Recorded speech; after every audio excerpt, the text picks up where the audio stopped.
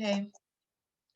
All right. So this is for Gilbert Bayo and doing a phone interview with his mother, Diana Rubio. Um, and I'm gonna try the best that the best that I can to do to do what he does, but we're not as great as as he is. So I'm what he is wanting is, for his listeners to, to understand like how it feels or how it is to have a son, a son or daughter, in prison, and how it affects those that are outside, and having to deal with everything that goes on. Um, so being a mother, I'm a mom too, just like you, but however, I've never experienced that. And so I like to get your viewpoint on, being a mother and what you have gone through as, having your son in prison. So when you very first found out that he was going to have, life, pretty much life, 20 to life, right? Or 25 to life, how did that affect you at that moment? Wow. I think at that moment, I wasn't in the courtroom. I was removed. He did not want me in the courtroom when he was sentenced. So when they came and told me, I think it just broke me down. Um, it was just like a nightmare. I Mhm. couldn't believe it. Didn't know how I got home, what bus I took. Um, I was lost. I just felt like something was taken so special from me. Mhm. Um, and I felt like I just couldn't do it. There was like a time where I just thought like, let me just lay down and wake up and hope that this was a dream, Dream. but it Mhm. wasn't. It was reality. And it was just the hardest thing to cope with, to move on, to, just to wake up the next day and Mhm. not know what I was going to feel, if I was going to feel again. Yeah. I can't even imagine that, So on the like the next step, so once he was in there, once you know, okay, it's like it's reality once you're in there or he's in there. And so it's like, okay, what's the next step? So like the visits or, what do I do next? So what was your next step? Uh, my next step, my next step was just trying to figure out how I was going to get there, where he was getting transferred. There was times where he couldn't even call. We didn't know if he was okay, where he was at. Um, and then just trying to connect with those visits was the hardest thing, and getting denied and not sending stuff in right. And them just, I didn't get to see him for a while. It was a few years before I got to see him. Oh, And wow. me being out of state, flying in from Chicago, I moved up to Chicago. So just, not knowing when I got letters, I've got, and it just wasn't going through. It wasn't working. And that had a lot to do with my past. Mm-hmm. So that I think was the hardest thing, is like, how am I going to get to him? And I think just the phone calls alone was what I thought at the time was enough, but it wasn't. I think it was harder every time I hung up that phone Mm-hmm. to say bye to him. It was like, when was I going to talk to him again? When was I going to be able to see him and hug him Mm-hmm. and just to see his face? Yeah. It was just, I couldn't put a face to him anymore. It was just pictures and talking to him and, praying and believing that something was going to happen. Something different was going to happen, because he was just so smart and just like he didn't belong there. And I just always felt in my heart like he's going to come. I've had dreams where he walked in the door, he knocked, and I look out the window and he's there, and it was just the hardest reality to deal with, that he would be gone that long. Yeah. And it's just a brokenness in you that nothing could change. I mean, you're looking at a picture, talking to a picture.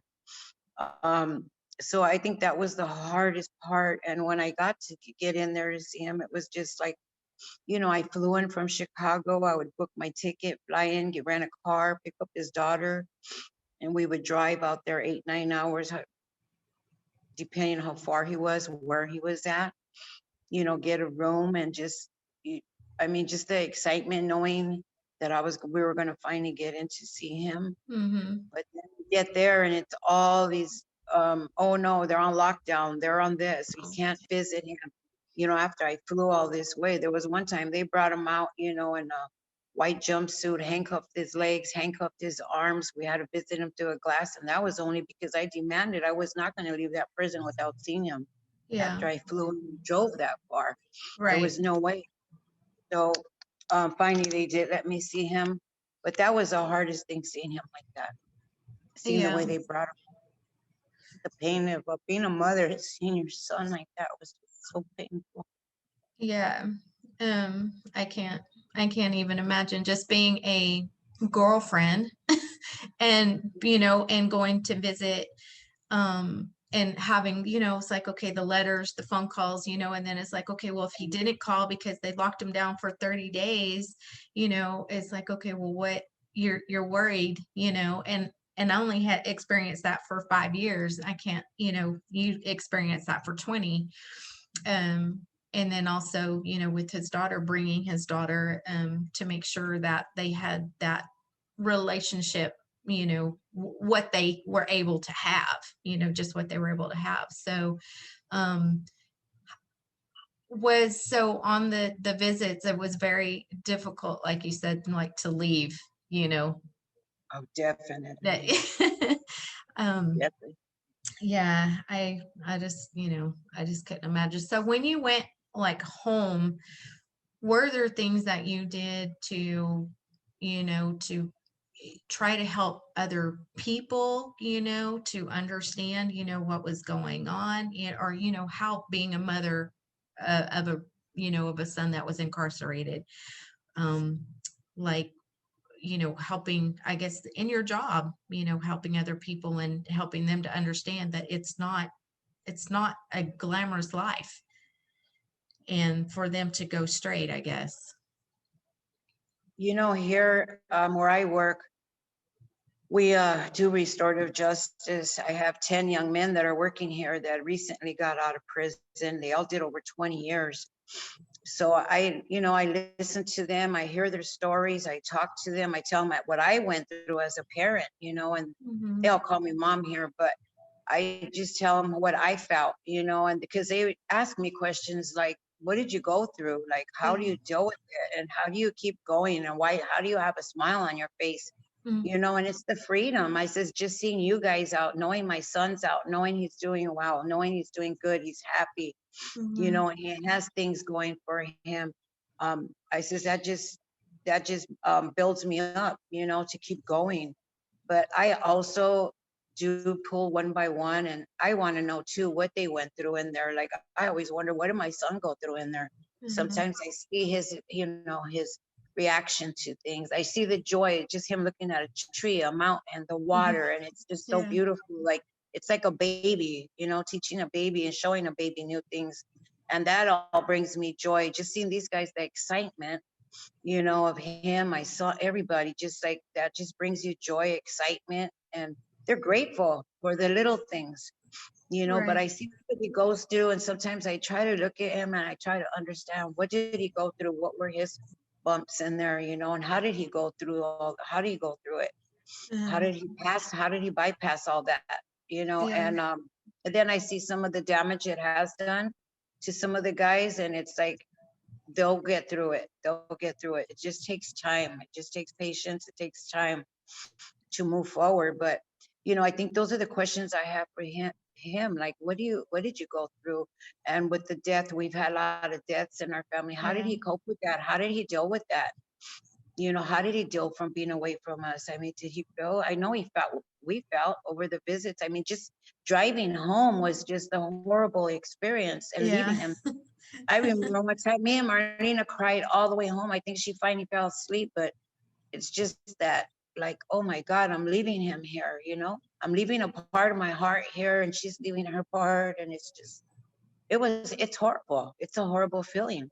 So Yeah. it's just me. I think what kept me going is the jobs that I've been working with. I work outpatient. I'm working here. I work with youth in the juvenile, returning citizens from I think all that's kept me going, or I think I would have really went loony at a certain Mm. time. But I think all that's really kept me. I've always worked around the church. So, I do have a higher power I believe in. So I think all that just kind of kept me going and, putting the puzzle back together. And I think it's still, I still have some brokenness, and I know where that comes from. It's my other son, it's him. It's just, I want the best for him. I want to see him happy the rest. I want to see him make it and succeed in life. And that smile he has now, the joy, with you, and just Mhm. everything. And now I could fly home and I could see him whenever I want. I could call him whenever I want. He could call me when he wants.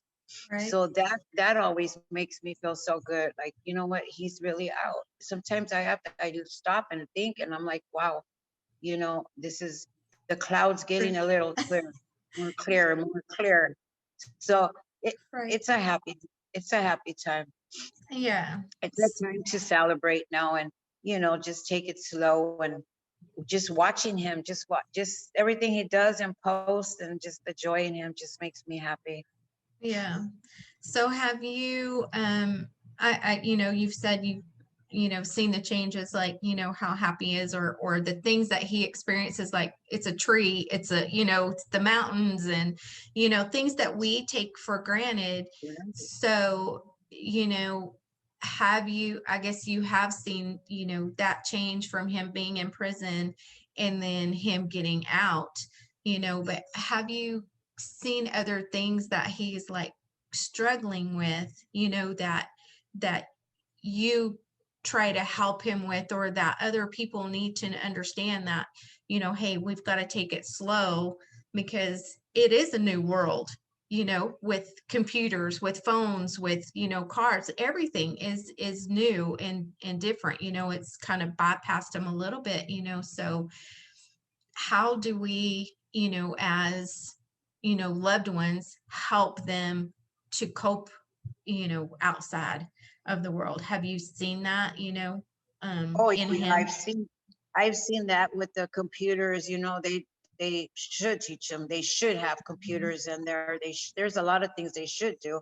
Yeah. But I think and he was always so smart with wiring, and being in there that long, 21 years, it gotta learn how to work a computer when you don't have them in there. How do Right. you download stuff, and Yeah. all your workplaces nowadays, you need a computer. Right. And I would tell him, like, as soon as you have a chance, even the typewriter, I sent him a typewriter in there. I mean, I thought that would help, but I see the struggles. I see some of the struggles, and he gets very anxious, wants things fast. He wants new things, nice thing. He wants Uh, things done, and it just takes time. I'm like, slow down, yeah. and he's excited. He gets excited. He wants nice things. I understand that, but sometimes we just got to take it slow. So he Yeah. just gets a little anxious, Yeah. but thank God he's had the support that he's had from people that worked with him within and inside and out when he got out, San Jose. I mean, he's had really awesome support group. And I'm really grateful for that, because sometimes I see these guys come home, they don't even know where they're going. They don't have family. They don't have that connection, So I see that, and he did have a lot of support. He really had people that really cared and loved him and really believed in him. And Hmm. I think that's a big part, when people believe in you and see that, what he's going to become, he's going to do something. He's going Yeah. to become something big. And I think that right there was a big help for me, a relief, like I could breathe, then you being there to help him with all his computer work and his computer skills. And he's going to keep learning.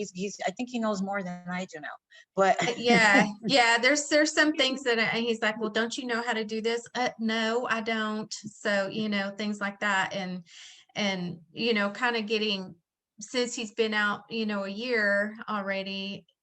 It's amazing how much he has learned and how much he continues to learn and still wants to go to school. And, and like you said, I think that's very important to have that support, I couldn't imagine those guys that do get out that don't have anything at all. They don't have anyone to help them at all. How, I just don't understand how they would survive, without probably going back, because that's probably the life that they know. But but Gilbert says he's not going back, he's going forward, he's moving forward, and he definitely is, with getting the car and the computers and school, going to school as soon as he got out, taking some more classes, and so I think that was interesting in doing the schoolwork, especially online schoolwork. That's totally different than, going to class. Right. He had to do that too, learn how to do that. So, I saw a lot of, uh, you know, things that that he would get frustrated with, because he wanted to know it right away. Um, Right. and, having to help and not knowing how to help. I think that's the hardest thing, is not really knowing how to help him on, what he wants, to do. Um, Right. and there's certain things that like you said, you got to wait. Things just The don't come patience. like immediately. Yeah, it's not immediate, and it's like, well, you can't do that yet until you get to this step or whatever. So, but I have seen that his family, his, sister, brother, you, and, his grandma, and helping him, and him being able to FaceTime, and talk to them, Mhm. and and talk to you all the time, and or whenever he wants to just call. Right. Um, so I think that that's great that y'all have a strong relationship. That actually his whole family, they have a strong relationship. um, and I think that that's definitely important to the listeners to understand that they have to have that strong relationship. That's important for them to actually move forward in this world, you know um, even in this pandemic that we've had. How hard is that when you can't see your loved ones? But for them to be able to FaceTime at least, and see them, it's like it's there, like they're there too. You're Um, right. and so like moving forward, I think it's great that, yeah, you can come and visit, and at any time that you want to. Um, do you see any other obstacles, I guess, well, not really obstacles, but um I guess the next step with him moving forward. Um, Um, hmm. I think his next step, this guy has some dreams that I wish I could still dream like that sometimes, but I remember when I, when I was a little younger. But he has goals. yeah, I always listen to him, and just his goals, like next year I'm buying my house and yeah, all his furniture, and he just always has something going, and he don't stop. And he yeah, is one that if he don't know how to do something, he's going to learn how to do it. He's yeah, always been like that. He's always been like that. He's going to learn how to do it, and he's going to do the best that he can. So I just see him. I could see him in his new home. I could see him maybe another job. I just see him keep mhm, growing and growing. Like this is just enough. Right now, it's just he's like in a little boot camp. He's comfortable. He's like, okay, now what's next? He's always worried about what he's got to do next. And yeah, I'm like, wow. So he has a lot of dreams and goals. So I just sometimes I got to step back and let him do him, because yeah, that mother, sometimes that mother instinct just kicks in and you want to tell him how to do things. yeah, But I think he is more, I mean, I could see that he's taken full control of what he's doing, where I don't gotta worry. I don't gotta, oh no, no, you're not doing, a mother was always gonna worry. I don't care what, but we'll always worry. But I know he's in good hands. I know that he has goals. Um, I wish he was a little closer. I was a little closer, but I know I could go spend the night over there again. Yeah. Um, I don't know. I just see, I mean, I just sitting back and watching his big house, his nice home, and he's just, and so that's, I think, one of my sit back Yeah. dreams. Sit back and Yeah. watch how he, Yeah. So I guess we, with all of that 20 years of having to visit and, and then leave and everything, this is definitely a rainbow, at the end, that it can happen, that that good definitely, things still can happen from the bad that was previous. Um, right. and so, like, not to ever give up, don't give up on the people that you love, that are incarcerated, and even though they say, well, it's going to be life, they'll never ever get out. um there's always maybe that chance. I mean, I don't know every situation. Of course, there are some that won't ever get out, but don't ever give up on them, I think. And I mean, Never, do never. you feel I that? never would. Oh yeah, definitely. I see it happen here and it's heartbreaking, I see some of these guys come home and they just got nobody or their families gave up on them. I mean, a used jacket, they're here for clothes. So Mhm. we do have a home. We just opened a home across the street maybe a year ago, going on a year. So when they get out, they have somewhere to stay. It's supposed to be a 6 months, but they've been there. Some of them, we leave them there the year, get them a job. But I do see that, and it just takes me back. I'm just glad that I was able to do it. Mhm. To go visit him. I would write to him to send him his money so that he could have what he needs in there. Um, but never gave up on him. The phone calls, the letters, I mean, the visits, even if it was once a year I went, I would have never gave up on him. If Mhm. he would have still been in there, I'd still be visiting, and I think that's the big part of being there, supporting them and going to visit them and putting money on the phone so they could call, Oh, because yeah. I've seen it over and over happen out here. And it is just, it's horrible. It's horrible. It's just Yeah. like, but they have us, once they come here, and I always tell them, I'm like, this is your second home. This is your home now. We're here for you. And I think that's what keeps these guys going. A Mhm. letter. How about the holidays? I mean, when these poor guys that don't get a Christmas card, don't get mail, don't nobody's writing to them. I'm just glad that we were able to do that with my son. I would have never gave up on him. Never. Yeah. I would have been Yeah. there till the day I moved on to another place, but Yeah. no, I would have never gave up on my son. No, Okay. Yeah, I it's a think that definite. that's definitely important, to have that. And I'm sure, for him too, that it was important, that, hey, he got the phone calls and the visits, um, eh, because he has said, that he has seen guys in there that didn't get one letter. They didn't have money to, get food or whatever to eat, so they didn't have all of that. And so he was, even though he was in there, he was still, blessed or lucky, that he Mm, had, that he was actually able to have the food and, whatever else that he needed, the clothes and, um, so yeah, I think that's very important.